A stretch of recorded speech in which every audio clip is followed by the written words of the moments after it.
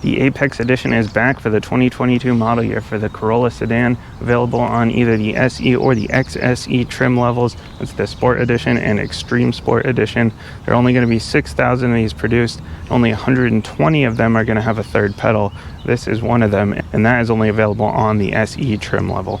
The big differences you're going to notice are you're going to get this black and gold here on the front end, and you're going to get the blacked out wheels. These are a little bit lighter weight with the option of Summers. This one does have the all season, but that is a no cost option to get Summers. I always recommend that. Blacked out mirror caps, black roof. You have an option for a black spoiler. This one does not have that. And you've got some black trim around the back end here. Black badges. We're lowered 0.6 inches, and we've got a nice throaty exhaust. It's a different exhaust than the standard Corolla.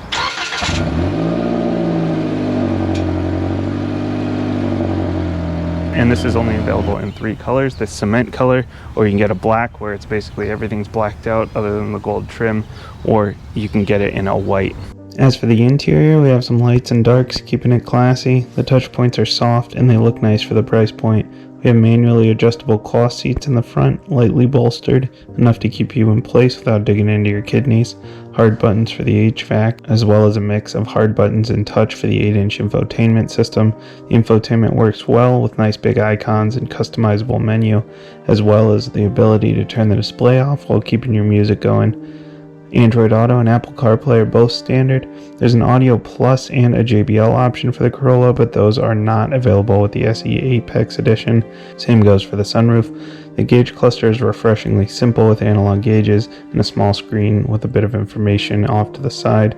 We have hard buttons across the steering wheel here for the infotainment, as well as the radar cruise and lane keep assist, and the auto high beams off to the side here. The sunken cup holders, along with a tall gear shift, mean taller beverages will still be out of the way while you're shifting. The rear seats offer just under 35 inches of space, which is okay for me at 5'7", and front-facing car seats will fit just fine. Taller passengers and rear-facing seats will be a bit tight, and the trunk space is just over 13 cubic feet. So we're looking at an SE trim level, the Sport Edition, plus a track-inspired name on top of that, Apex. So it's got to drive well, right? So the first time I got into this, I took it to work. Mix of city, highway, and the suspension is really stiff. A lot stiffer than the regular Corolla.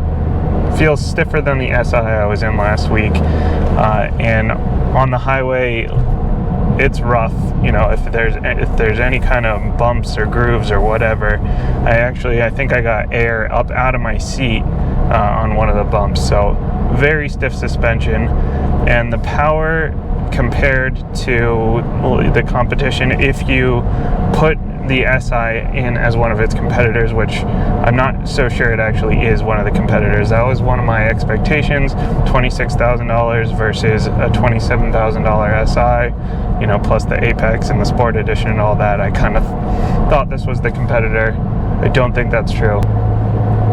But this does not have a turbo. It has the same 2-liter engine as the regular Corolla and the SE and the XSE trim. There are 2 different engines for the Corolla. The 2-liter is the bigger one, but it's still naturally aspirated. It's still 169 horsepower, 151 pound-feet of torque. So, highway feels a little underpowered, rough ride, bad taste in my mouth on the first day. Now, the second day, I took it on a back road, and that's when it opened up.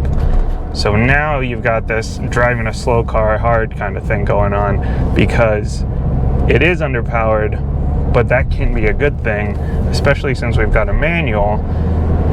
In the Civic SI, really, other than first gear, I couldn't wring it out too hard, too high in the rev range without, you know, breaking the speed limit by, you know, way too much.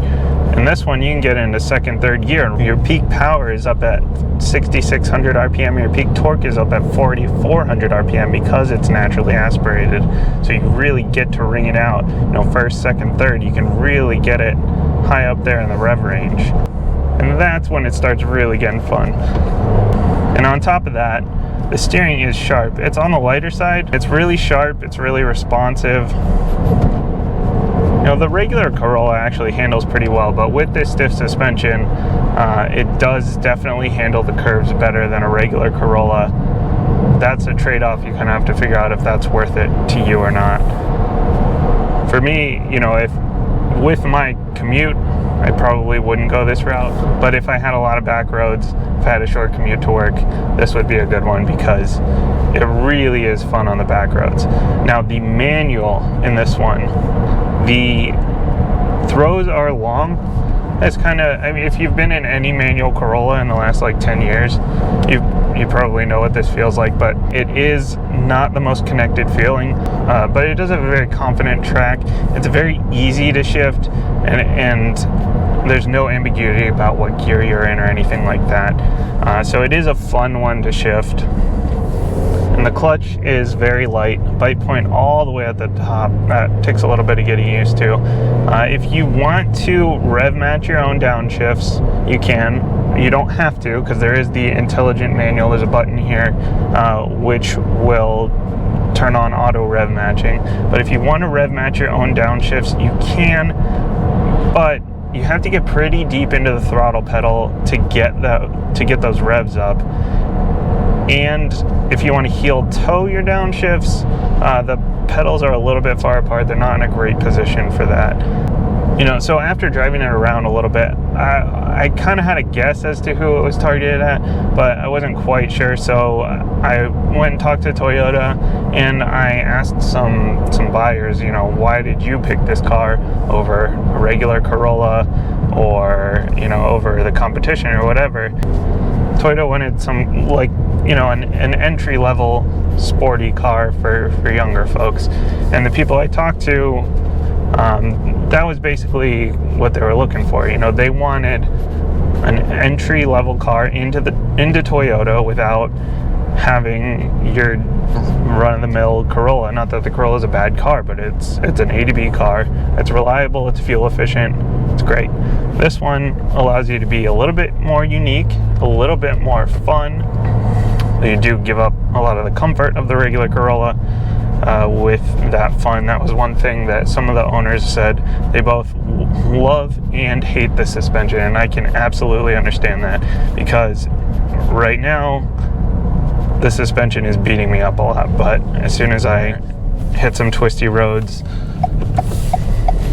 then it's a lot better. You know, I'm on a smooth road and I can really turn in hard, and the car handles it really nicely. The other thing the people that own these said was that they like the style. Basically, the mods were already done for them. So despite the Corolla being one of the most popular compact cars on the market, this one manages to be a little bit of a unicorn, since it is the Apex edition and it does have that third pedal, and there are only going to be 120 of these produced for this model year.